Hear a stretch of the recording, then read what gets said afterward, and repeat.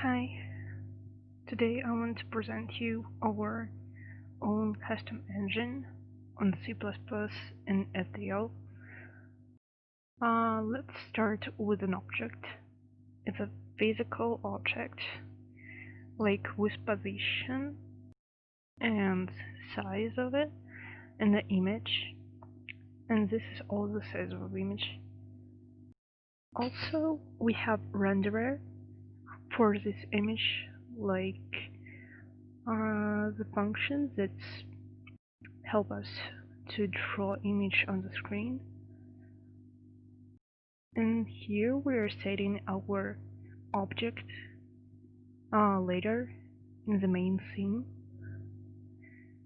so it will be easier for everyone to do this. So basically we having like four main objects that we use they have different functions, and we use it in scene 0, scene 2, and scene 1. So next we have get position. We don't really use it later, only in render and render. Then we have collision. As usual, every object in the game usually have a collision. Let's take a closer look at this. So, if we don't initialize an object, it has default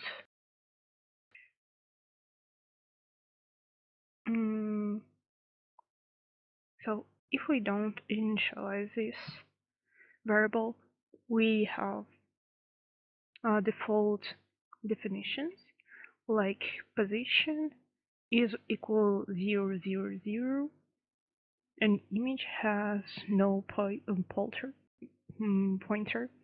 like it is empty, and size of it is 0, 2. And here we can actually customize it in scene.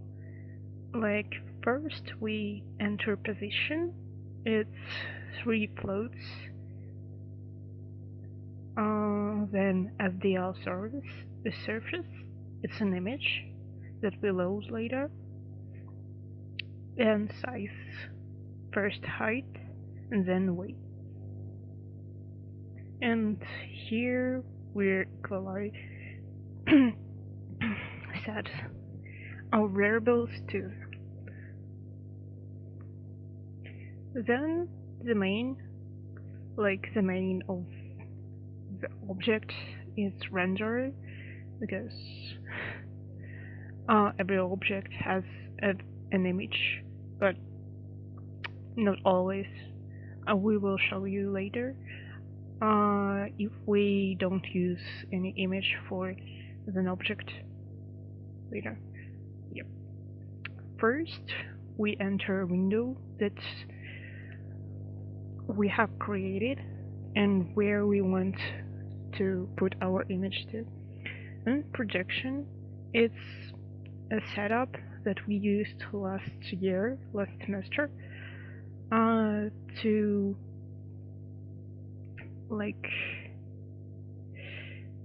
make it easier to draw objects and set them on the screen, so there won't be any confusion with position, mainly for y-axis. First, we create rect, like the position of our object, and height, but we have a little bug here, so we set it first to no pointer. So we convert position to our projection that we created earlier, and here is the height and the weight. Then, as we have position in float, we convert it in int and create like a window, and then here we draw an image. And there's a collider. So first we find the distance between objects, like first for x-axis and then for y-axis, and then we compare it to the size of the main object. Here's the all. Then it's like this class is the parent object of main of our game objects actually. Then we have player. It's a child object of the object. Oh, of the object. Yeah. First we create like inputs to control the player, and velocity, and if there any collision with other objects that can block us. Then health and score, and as with object we have the setup of velocity, health and score. Also the update of the position and the control that I will show you later, and direction, like we wanted to use it later to do animations easily, so we can find out if it's moving up, down, left or right to set animation rate. So, but we don't really did the animation, so but we can use it later. Then block, it's like collision but with blocking, like if we collide with it, it stops us. And death also, as for all games. So first, as with object, default variables, and here the easy customizing variables for scene. Velocity, direction, we set it for 0, 0, 0, health and score. Update, here we have like limits, first this part for the screen, so it doesn't go out of the screen if we move. So this is also if it is used for the collision, and this is the update of the position. Here is the control. As you see, first line is for left, up, like for movement left and right, and this is up and down. And we set direction to 0, 0, 0, so it stops when we, so it resets when we enter any key. So when we add any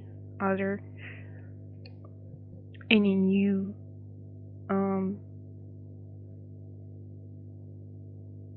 information to the direction, it actually resets and player doesn't go anywhere when we push right and then push up, so it's and didn't let go the buttons, so it's working with block is a collision. So if you see here, we write C on the screen when we collide with something that is blocking us.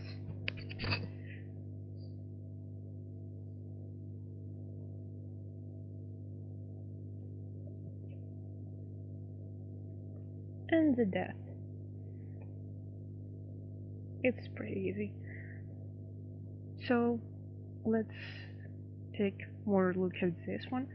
So if our direction is an x-axis is positive and we're like facing the object, we cannot move more to right, but if we zero, it doesn't like this function doesn't work, or if we move to left and doesn't collide with anything, we actually enable our control.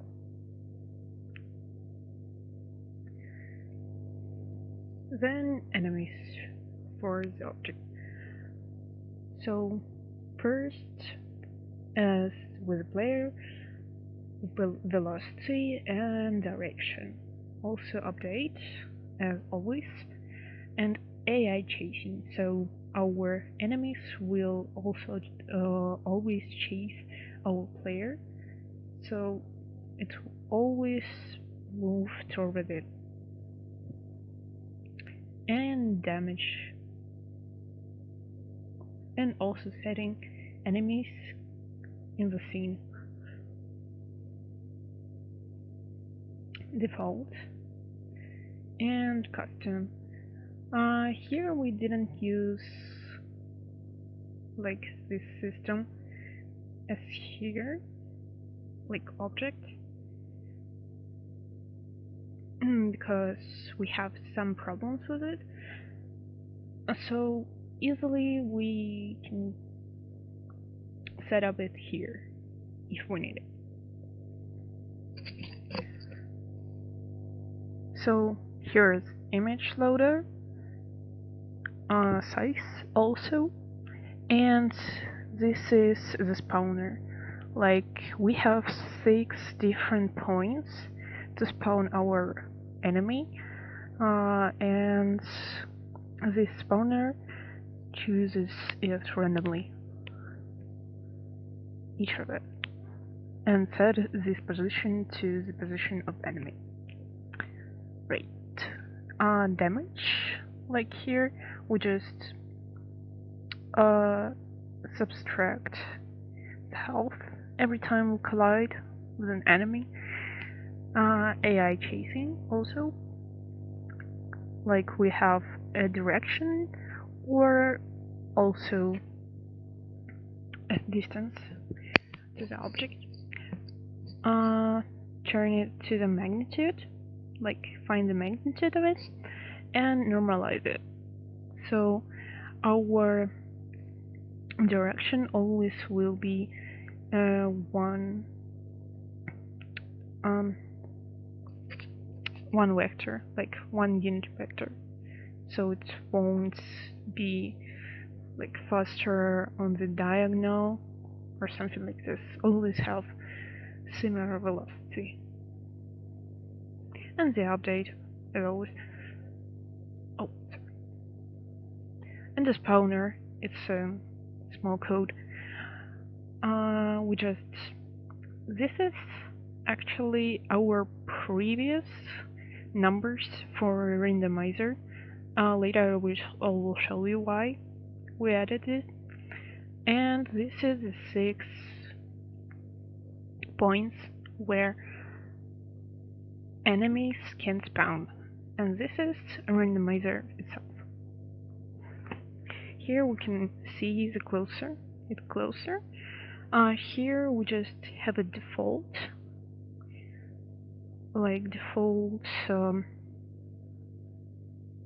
settings, like here and there. Here we can customize it if we want to. And for randomizer, this is the time it's using for random, so it will be fine, like working fine. As we had problems without it, it had the same number every time. Here we're setting our number for this one, And last number is like numbers before we created like randomizer. So we had issues that when we use randomizer, it always showed like one number, like 555 or 444. So we set it like it remembers which number were last 3 times, so it won't repeat every time. Okay, let me show you scene 0 first. First, we have 2 objects, like similar, there's just stain there. It's background, it's just the image of a background actually. So it will be more prettier, not on a screen with only white color. So, and wall, this is the example of a simple collider with no image. We set it as null. And here are the sizes of the images that we have. And positions, as you see. Window, and here I like commented what is what. This is velocity, health, and score, and projection to like help us with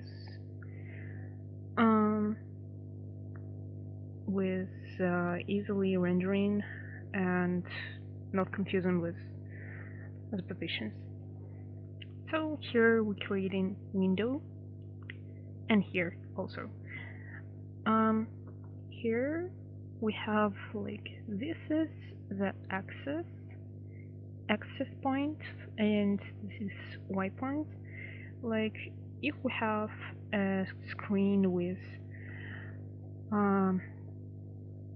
800 pixels on 400 pixels, we can divide this 400 pixels on 10, like 10 sections, 10 positions, 10 position points.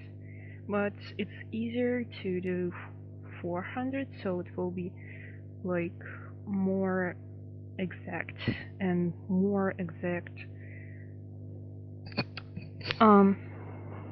calculations. Here we're just checking if layer is rendering right and created right, and update, like this is a control for player. This also we initialize wall as blocker, and player can't enter the wall. And also player position, like it updates. And this is a renderer. This is where everything is drawn. This is the window. And this is a background and player. Here, other scene. We create 2 scenes.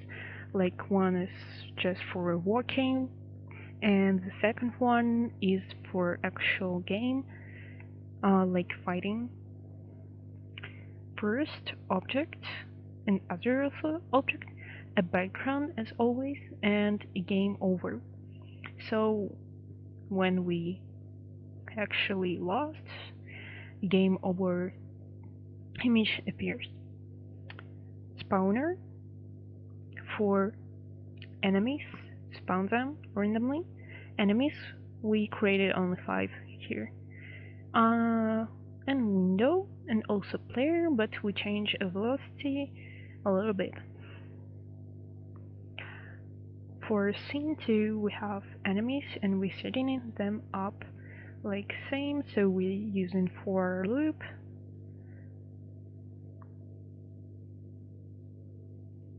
Here we are creating setting other image to the player, like fighting. We probably will create another one for the player, like for fighting. And setting size for 64 pixels.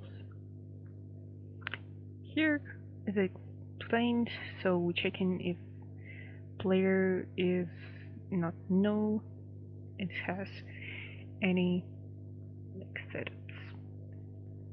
Also control and update, and here we're updating our enemies.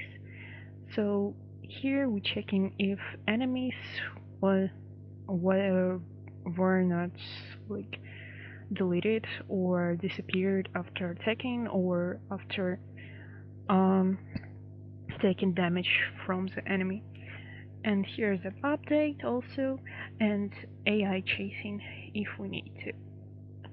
Also damage, and if enemy damage us, it actually disappears. And here we have like showing health on the console, so we can check how many health we have left. Here also renderer and the for loop for enemies, and also checking if enemy is not disappeared from our scene. That's everything. Thank you for listening and watching.